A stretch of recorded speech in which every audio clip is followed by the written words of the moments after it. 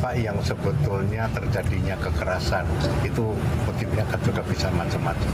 Ya. Tapi harapan saya itu yang pertama dan terakhir ya. Karena di Jogja itu tidak senang dengan kekerasan. Saya ingin tunjukkan Mbak Didi dan Mbak Lolita, saya punya satu brosur ya, satu brosur yang kemudian juga didapat dari perwakilan orang tua, betul brosur Little Aresia seperti ini. Oke, mungkin bisa ditunjukkan ya, ini ada brosur yang kemudian digunakan ya, dan dibagikan kepada para orang tua daycare program plus Little Aresia. Kalau dari segi tampilan nampak tidak ada yang mencurigakan. Ya, profesional sekali kan? Terlihat sangat profesional ya, bahkan di sini ada tulisan program yang kemudian nanti akan diberikan, termasuk juga fasilitasnya. Janjinya manis banget soalnya. Oke, dan memang yang bisa dititipkan ini dari usia 2 bulan sampai 24 bulan, sementara untuk yang edukatif 25 bulan sampai 8 tahun. Untuk Mbak Didi sendiri, anak Mbak Didi ini dititipkan di Little Aresia, daycare Little Aresia berapa lama? 1 tahun pas. 1 tahun pas? Oke. Kalau untuk anak Mbak Lolita sudah bersekolah di TK selama? Hampir 2 tahun. Sudah hampir 2 tahun. Dan ini juga ada biaya pendaftaran ya? Ya. Seperti ini? Iya, betul. Betul seperti ini ya? Betul. Bisa ditunjukkan lagi, mungkin ini ada beberapa biaya yang harus dibayarkan ya, mulai dari biaya pendaftaran, biaya pengembangan sekolah, SPP, dan juga ini nominalnya ya? Iya. Kurang lebih sebulan bayarnya? Kalau dari kita semua tuh sekitar 1,1 sampai 1,3-an. 1,3 Buat juta? SPP aja. SPP aja, itu belum overtime. Setiap hari kita dikirimin ini WhatsApp kayak gini, ini laporan harian. Oke.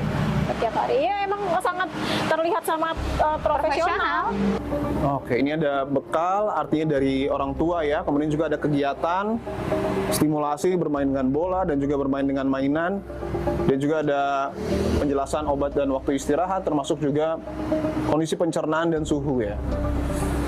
Oke, tapi pertanyaan saya pertama kali, Mbak Didi ataupun mungkin Mbak Lolita tahu daycare Little Aresia itu dari siapa? Kalau saya tuh karena saya kan pendatang ya di sini ya, jadi saya nggak terlalu tahu banyak tempat gitu di sini.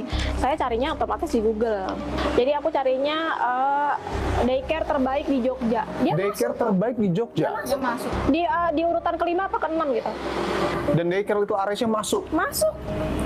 Kalau di review Google-nya tuh 4,9 kalau nggak salah. Abis itu pas kita survei ke sana langsung, ke Little Aresia-nya langsung, penerimaannya baik banget mas. Ramah banget, halus banget gitu. Sempat ditunjukkan mungkin ruangan-ruangan yang akan digunakan, Iya. fasilitas. Tapi itu emang kita kalau misalkan mau survei ke sekolah harus hari Minggu, harus janjian. Di saat Dan itu saat anak-anak nggak kosong. ada. Iya, saat kosong. Jadi emang setelah kita sadari semua ini dikondisikan, Mas. Iya. Termasuk laporan harian kan tiap hari dikirim foto anak saya lagi mewarnai, lagi menggambar, lagi mainan apa. Itu tuh dikirimin foto yang setelah kita sadari sekarang semua itu pasti dikondisikan. Sebagai orang tua dari seorang anak yang disakiti ketika dititipkan, apa yang menjadi harapan dari Mbak Didi dan juga Mbak Lolita di tengah proses hukum yang tengah berjalan? Kalau dari saya pengen mereka dihukum seberat-beratnya. Selain itu juga saya harapannya mereka bisa dimiskinkan.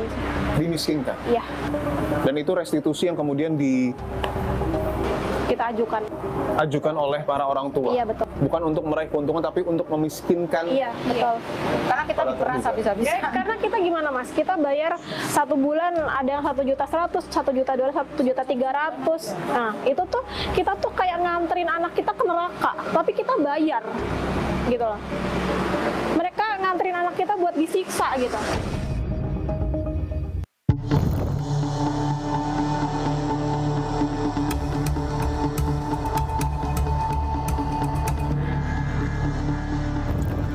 Saudara, saya datangi secara langsung kantor Wali Kota Yogyakarta. Saya akan bertemu dengan Wali Kota Yogyakarta Hasto Wardoyo untuk menanyakan apa yang sesungguhnya terjadi, mengapa muncul dugaan tindak kekerasan di tempat penitipan anak atau daycare Little Aresia.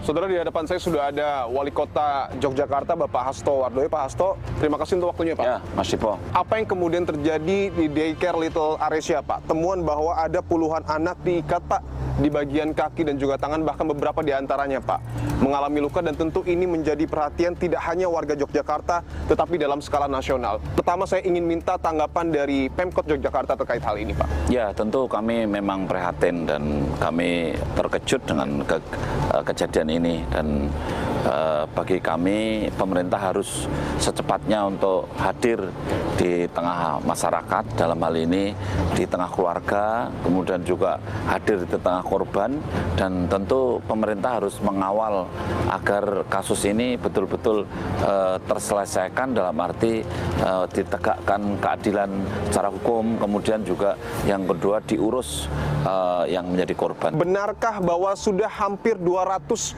orang tua yang melaporkan bahwa anaknya diduga mengalami tindak kekerasan? Ya, memang kalau di helpdesk ini yang konsultasi dan melapor jumlahnya sudah mencapai 187. 187. Ya, 187. Namun demikian setelah kita cermati, 187 itu kan mereka ada yang juga sudah alumni. Dalam arti mereka sudah mungkin di tahun 2022, tahun 2023 yang dulu riwayatnya dia memang pernah menitipkan anak di situ. Tapi apakah artinya ada dugaan bahwa tidak hanya yang terdaftar pada tahun ini, tetapi alumni atau anak-anak yang sebelumnya dititipkan di daycare Aresia di tahun-tahun sebelumnya juga mengalami peristiwa serupa? Ya, tentu kita berpikir ke sana, berpikir ke sana. Maka kemudian orang tua ini kan terus konsultasi, kemudian juga orang tua juga tentu kami terima kalau seandainya anaknya harus diperiksa. Kami kan sudah menyiapkan ada tim psikologi untuk anak, tim untuk dokter anak, tim untuk dokter untuk gangguan tumbuh kembangnya anak. Itu kan kita harus melayani itu, di samping juga psikolog untuk dewasa untuk orang tuanya. Dan betul daycare Little Aresia beroperasi tanpa izin? Ya, kalau kita cek memang tidak ada izin yang masuk, tidak pernah ada mengajukan permohonan perizinan.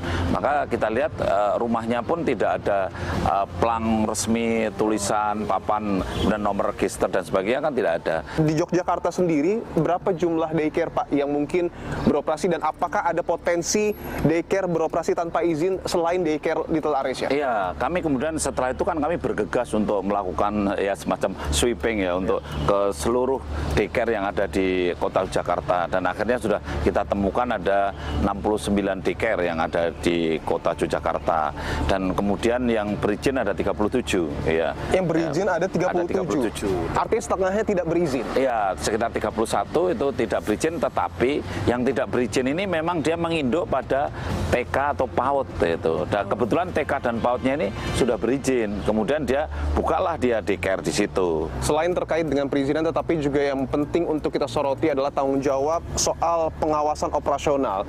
Koreksi kalau saya salah, Pak Hasto, tetapi ada beberapa lintas kementerian yang memiliki tanggung jawab, dan tentu tidak terkecuali pemerintah daerah. Mohon maaf, tapi saya izin tanyakan, apakah kemudian apa yang terjadi di daycare Little Aresia, dugaan kekerasan yang dilakukan terhadap anak, menggambarkan adanya kelalaian pengawasan, Pak, yang dilakukan oleh pemerintah? Ya, memang prosedur yang ada selama ini ketika masyarakat itu tidak mengajukan persyaratan, itu biasanya kita tidak melakukan verifikasi, tidak melakukan pemeriksaan, audit dan sebagainya, karena ini kan terselubung tadi yang tidak ada keterbukaan, apalagi mengajukan syarat-syarat, ya keterbukaan saja tidak gitu, dan memang itu yang terjadi seperti itu. Apakah kemudian dugaan tindak kekerasan yang dilakukan terhadap anak ini juga bisa dikatakan masuk dalam kategori pelanggaran hak asasi manusia? Secara tidak langsung saya sebagai komisioner KPAI mungkin akan mengatakan demikian.